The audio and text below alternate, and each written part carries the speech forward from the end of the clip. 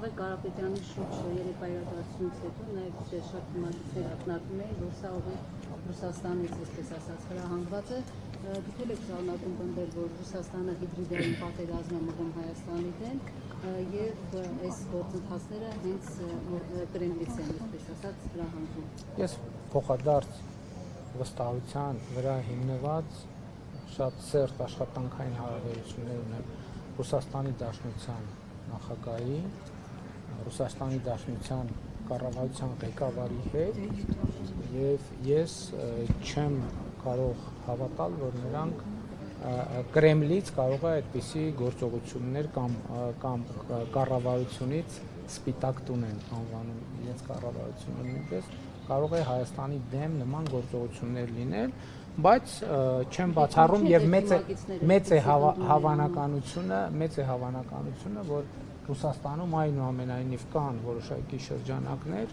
ընդ որում ոչ միայն Ռուսաստանում կան այդպիսի շրջանակներ, ես վստահ եմ, որ կոնկրետ այս դեպքում այլ երկրներում էլ կան որոշակի շրջանակներ, որոնք այս հիբրիդային գործողությունների եւ հիբրիդային պատերազմի հետևում են կանգնած, բայց ես նաև համոզված եմ, որ մենք ունենք բոլոր կարողությունները եւ բոլոր հնարավորությունները կառավարել այդ հիբրիդային ռիսկերը եւ ոչ միայն հիբրիդային ռիսկերը։ Հարգելի լրագրողներ, պայմանավորվածության Դուք իմ հարցին չպատասխանեցիք արտահայտների հետ Լեռնային Ղարաբաղից բռնի տեղահանված մեր հայրենակիցների հետ կապված մենք ընթացքի մեջ է բնակարանա ֆորման ծրագիրը, աշխատանքի ծրագիրը եւ այլն, սոցիալական առավել խոցելի խմբերին սոցիալական աջակցության ծրագիրը, ես ուրախությամբ եմ արձանագրում, որ Լեռնային Ղարաբաղից բռնի տեղահանված մեր մի քանի տասնյակ հազար հայրենակիցներ արդեն Հայաստանի Հանրապետությունում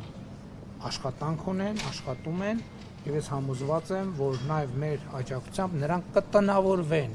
Հայաստանի Հանրապետությունում եւ մենք ամեն ինչ կանենք, որ նրանք